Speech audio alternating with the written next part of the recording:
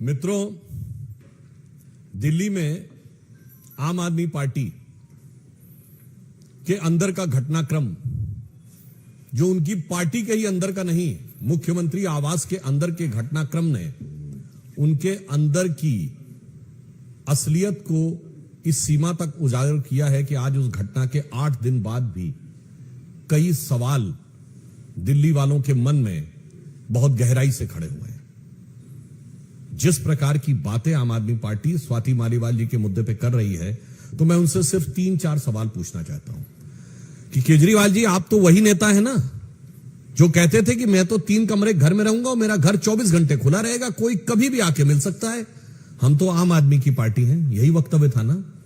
और आज अपने शीश महल में ऐसे किले में बंद होके बैठे हैं कि अपने मेंबर ऑफ पार्लियामेंट से कहते हैं कि अपॉइंटमेंट नहीं था तो नहीं मिलेंगे, और अगर अपॉइंटमेंट नहीं होने के बाद मिलने की बात कहेगी तो उसके साथ दुर्व्यवहार और जूता लात भी करेंगे। क्या ये चरित्र का इतना भारी बदलाव दिखाई नहीं पड़ता? और उस पर मैं एक और बात करना चाहता हूं, केजरीवाल जी, आपकी पार्टी के तो कुल 10-11 तो मेंबर ऑफ पार्लियामेंट है भाई। कोई मोदी जी की तरह आपकी स्थिति तो है नहीं कि सैकड़ों एमपी होंगे, 1000 से ऊपर विधायक होंगे तो मिलना मुश्किल होगा। और जो आपके 10-11 मेंबर ऑफ पार्लियामेंट हैं, जिसमें ज्यादातर राज्यसभा में हैं, उसमें से अधिकांश तो ऐसे जो आपसे कभी मिलने की उनको जरूरत नहीं, वो कोई आपसे कोई चीज समय मांगने के लिए आएंगे ही नहीं, क्योंकि उन लोगों ने आपकी पार्टी में इतना योगदान किया है, इतना योगदान किया है, इतना योगदान किया है कि तय करना मुश्किल हो जाता है कि योग ज्यादा या दान ज्यादा है। और उसके बाद अब टू 2-3 सांसद बचते हैं जो मिलना चाहते हैं। अब उसमें भी आपकी, अगर आपको लगता है तो मैं बिल्कुल टेक्निकल सवाल पूछता हूं कि अगर आपने कहा कि उस दिन अपॉइंटमेंट नहीं था, तो हर मुख्यमंत्री का प्रतिदिन का दैनंदिन कार्यक्रम जारी होता है जिसमें उनका मिनट टू मिनट प्रोग्राम होता है, आप जारी कर दीजिए उस दिन का, और आप कहिए उस समय आप मुख्यमंत्री आवास में नहीं थे इसलिए नहीं मिल सकते थे, नहीं तो स्वीकार करिए कि मैं मुख्यमंत्री आवास में था और नहीं मिलना चाहता था। अब आइए बात, आपने कहा कि अपॉइंटमेंट नहीं था, तो नेक्स्ट क्वेश्चन, पॉइंट नंबर 3, आप कहिए कि अपॉइंटमेंट लिस्ट जारी कर दीजिए कि हमने अपॉइंटमेंट ही नहीं दिया हुआ था। Then comes the 4th question, appointment नहीं था तो वो अंदर कैसे आ गई ड्राइंग रूम तक? हम और आप में से कोई भी जाए, किसी मुख्यमंत्री के अपॉइंटमेंट नहीं है तो आप गेट से लौटा दिए जाएंगे, वो अंदर कैसे पहुंची इसका आप जवाब दे दीजिए। और केजरीवाल जी सिर्फ मुख्यमंत्री नहीं, उनके बाद वो जेड सिक्योरिटी है भाई, वैसे तो वो थे जो सिक्योरिटी नहीं लेंगे वाले थे, मगर आज जेड सिक्योरिटी, और किसी जेड सिक्योरिटी वाले के घर के अंदर अगर कोई अवांछित व्यक्ति घुस गया तो उनके सुरक्षा कर्मियों ने as per the security protocol क्या कार्रवाई की? 4 दिन बाद उन्होंने ट्रेसपासिंग की रिपोर्ट दर्ज कराई है, 4 दिन बाद। अब आइए साहब, उसमें नेक्स्ट 5th पॉइंट, विभव कुमार अंदर थे जो टेक्निकली आज की डेट में कुछ नहीं है, ना सरकारी पद पे है ना राजनीतिक पद पे है, और यदि वो मुख्यमंत्री आवास में थे तो क्या उनका अपॉइंटमेंट था? अपॉइंटमेंट लिस्ट में दिखाइए कि विभव कुमार का अपॉइंटमेंट था, मगर वो भी सामने नहीं आया। और फिर अगला प्रश्न उठता है कि अगर अपॉइंटमेंट नहीं था तो वो किस कैपेसिटी में थे? और इतना ही नहीं, वो अचानक घटना के बाद अदृश्य हो गए, और अदृश्य होने के बाद वो सीधे कहां दिखे कि मुस्कुराइए कि आप लखनऊ में हैं। उसके बाद वो फिर अंतर ध्यान हो गए, फिर वो मुख्यमंत्री आवास से बरामद हुए। अब यहां मैं एक और बात कहना चाहता हूं, एक गंभीर बात।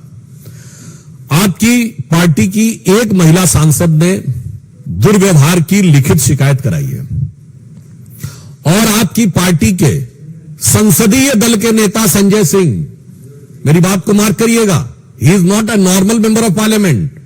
राज्यसभा में आम आदमी पार्टी संसदीय दल के नेता हैं संजय सिंह, जिन्होंने आम आदमी पार्टी की ऑफिशियल प्रेस कॉन्फ्रेंस में कहा कि दुर्व्यवहार हुआ है। तो मैं टेक्निकली एक और बात कहूं कि टेक्निकली वो केजरीवाल जी के समकक्ष हैं, क्योंकि वो संसदीय दल के नेता हैं। केजरीवाल जी राष्ट्रीय संयोजक हैं, और विधायी दृष्टि से देखा जाए तो वो विधायक दल के नेता हैं दिल्ली में। तो ये बताइए, अगर आपकी पार्टी का leader of the parliamentary party कुछ कह रहा है और आपकी एमपी ये कह रही, तो मैं पूछना चाहता हूं आपने कोई जांच गठित की क्या आपकी सरकार ने? ये छठा पॉइंट है। आपकी सरकार ने कोई जांच गठित की या आपकी पार्टी ने कोई जांच गठित की? और अगर जांच गठित नहीं की तो किस आधार पर आप निष्कर्ष निकाले ले रहे हैं? अब मैं यह भी बताना चाहता हूं कि जो कुछ हुआ है वो एक दृष्टि से और महत्वपूर्ण है। आप सब लोगों ने कई बार सुना होगा, किसी राज्य में जिस दल की सरकार हो तो दूसरे दल के सांसद के साथ कई बार दुर्व्यवहार होने की घटनाएं आई हैं प्रकाश में। पर यह भारत के इतिहास का एक अद्भुत उदाहरण है, एक विचित्र उदाहरण है, जहां जिस दल की सरकार है जिस राज्य में, उसी दल के मेंबर ऑफ पार्लियामेंट के साथ दुर्व्यवहार नहीं हुआ है, फिजिकल मैन हैंडलिंग हुई है। कहां पर हुआ है? सीएम हाउस में।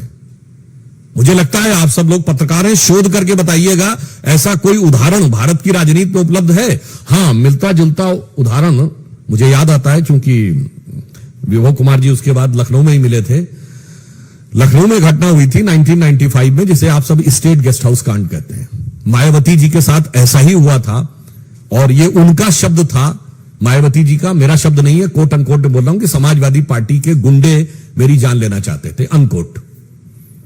और उनके साथ हाथापाई हुई थी, दुर्व्यवहार हुआ था, जिसे हम सब स्टेट गेस्ट हाउस कांड के रूप में जानते हैं। मगर यह तो नई राजनीति वालों ने एक नया ही अध्याय लिख दिया कि सीएम हाउस के अंदर, अरे भाई वहां तो मुलायम सिंह जी की पार्टी के लोग कर रहे थे, यहां तो इन्हीं की पार्टी के लोगों ने अपनी महिला सांसद के साथ कर दिया। तो मैं कहना चाहता हूं, अगर वो स्टेट गेस्ट हाउस कांड था तो ये सीएम हाउस कांड है। वो लखनऊ के स्टेट गेस्ट हाउस कांड से ज्यादा भयानक सवाल खड़े करने वाला ये दिल्ली का सीएम हाउस कांड है। अब यहां हम एक और बात भी कहना चाहते हैं, ये हम लोगों की पार्टी के बारे में बड़ा ज्ञान देते हैं केजरीवाल जी, मुझे पता है ये होने वाला है, ये तो उसके साथ ये चल रहा है। फिर वो बताते ही नहीं, मुझे तो ये भी पता है कि मोदी जी से मिलकर लोग आए थे, और मुझे खुद उस ने बताया कि मोदी जी ऐसा कह रहे थे। फिर ये भी बताते हैं मुझे सीबीआई वालों ने अंदरूनी सोर्स से बताया है कि ऐसा होने जा रहा है। फिर ये भी बताते हैं कि ईडी वालों ने बताया है। मतलब दुनिया भर का ज्ञान रखते हैं, और जो 20-22 साल से आपके साथ एनजीओ के जमाने से काम करने वाली आपकी सबसे साथ की वरिष्ठ सहयोगी जो आपकी राज्यसभा सांसद हैं, उनके बारे में कोई ज्ञान नहीं था कि अचानक वो बीजेपी के एजेंट नजर आने लगे। बताइए ना भाई, आप हमारी पार्टी के नेताओं के बीच की जानकारी बड़े विश्वास के साथ बोलते हैं, अफसरों ने मुझे यह बताया है, मैं फला तारीख को गिरफ्तार होने वाला हूं, और अपना कुछ पता ही नहीं। इसे कहते हैं खुद मियां फजीहत और दूसरे को नसीहत। पर यहां बात उससे गंभीर है। किसी महिला सांसद के साथ इस प्रकार का दुर्व्यवहार जो आपकी पार्टी के द्वारा स्वीकार किया जा चुका है, उसके बाद बजाय उसका निदान करने के पूरी की पूरी पार्टी उसका चरित्र हनन करने में लगी हुई है।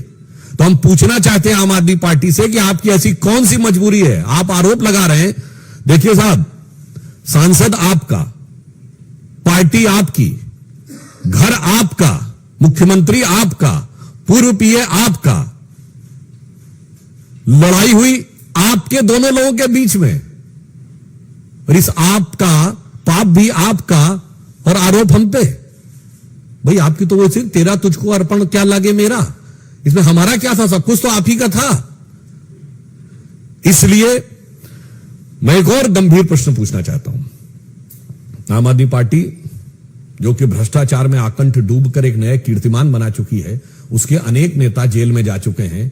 मनीष सिसोदिया जी जेल गए, संजय सिंह जी जेल गए, सत्येंद्र जैन जी जेल गए।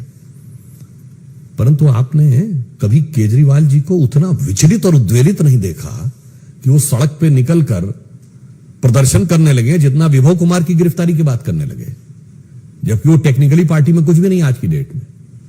ये राज क्या है, दिल्ली की जनता जानना चाहती है और देश की जनता जानना चाहती है कि मनीष सिसोदिया जो आपके उप मुख्यमंत्री थे, सत्येंद्र जैन आपके मंत्री थे, संजय सिंह राज्यसभा में नेता संसदीय दल थे, उनकी गिरफ्तारी पे आप सड़क पे नहीं उतरे, भाजपा मुख्यालय की घेराव करने नहीं आए, और विभव कुमार की गिरफ्तारी से आपकी बेचैनी इस कदर नजर आ रही है कि वो साफ समझ में आता था। वो लखनऊ की प्रेस कॉन्फ्रेंस याद करिए, जब सवाल पूछा गया तो उनके चेहरे की जो भाव भंगिमा थी उस सवाल के ऊपर, वो साफ नहीं बता रही थी कि लाख छुपाओ छुप न सकेगा, राज हो कितना गहरा, और दिल की बात बता देता है असली नकली चेहरा। और उसके बाद उन्होंने जैसे वो खिसकाया था उस तरफ अखिलेश जी की तरफ माइक, तो हम लोगों को बचपन के दिनों की बात याद आई कि बैट्समैन आगे बढ़ा और उसके देखा गेंद बहुत खतरनाक ऑफ स्टंप के बाहर, तो अपने कदम वापस खींच लिया और जाने दिया विकेट कीपर के ग्लव्स में, वैसे ही जाने दिया सवाल उन्होंने। और उससे बड़ी बात है कि महिला सांसद के साथ यह हो रहा है और पत्रकारों के साथ दुर्व्यवहार हो रहा है। एक न्यूज चैनल की महिला पत्रकार के साथ हाथापाई, दुर्व्यवहार, और यह कहते हैं कि यह लोकतंत्र इनके आने से बचेगा। यह एकमात्र पॉलिटिकल पार्टी है जिसके ऊपर यह आरोप लगा कि चीफ सेक्रेटरी को अपने घर में बुलाकर मारपीट की। चीफ सेक्रेटरी ने लिखित एफआईआर दर्ज कराई। कोई दूसरा उदाहरण भारत की राजनीति में नहीं होगा। तीसरा मैं याद दिलाना चाहता हूं, बहुत से लोग भूल गए होंगे, 2024 का चुनाव चल रहा है। 2014 के चुनाव के समय आम आदमी पार्टी के टॉप कमेटी ने, जो इनकी शीर्ष एग्जीक्यूटिव कमेटी थी, उनके लोगों ने भाजपा कार्यालय पे अशोक रोड पे हमला बोला था, लाठी डंडे लेकर पथराव किए थे। ये स्वभावतः उत्पात और बवाल करने वाले लोग हैं। केजरीवाल जी ने मुख्यमंत्री होने से पहले, याद करिए, बिजली के वायर काटे थे। 26 जनवरी से एक दिन पहले पूर्व संध्या पे इन्होंने धरना प्रदर्शन किया था। मैंने सिर्फ याद दिलाया, ये इनकी प्रवृत्ति है, ये इनकी ये प्रवृत्ति है। तो फिर अंत में हमें सवाल पूछना चाहते हैं कि बड़े बड़े नेताओं की गिरफ्तारी पे वो तेवर नहीं दिखा जो घबराहट और तेवर विभव कुमार की गिरफ्तारी पे दिखा है। कहीं ऐसा तो नहीं कि विभव को जब भी देखते होंगे केजरीवाल जी, तो देख के उनके दिल में आता ये होगा कि मानो विभव उनसे कह रहा हो, बैठा हूं दिल में इतने राज छुपाए, जरा सा होंठ हिले तो तुम्हारा दिल डगमगाए। और ऐसा तो नहीं कि विभव में ही उनकी पार्टी के पराभव के बहुत सी संभावनाएं निहित हो, इस कारण से वो ऐसा कर रहे हैं। तो इसलिए हमारे केजरीवाल जी से 8 टेक्निकल सवाल हैं कि आप उन सारे टेक्निकल सवालों का जवाब दे दीजिए, अपॉइंटमेंट और इन सारी चीजों पे। उसके बाद एक पॉलिटिकल सवाल है कि आपके 2 एमपीज, जिसमें आपके leader of the parliamentary party भी हैं, उन्होंने दुर्व्यवहार कबूल किया है, तो आपने कोई राजनैतिक या कोई प्रशासनिक जांच क्यों नहीं बैठा ली है। और तीसरा अंतिम एक मॉरल सवाल है कि बड़े बड़े नेताओं की गिरफ्तारी पर आपने वो प्रतिक्रिया नहीं व्यक्त की जो विभव कुमार की गिरफ्तारी में की।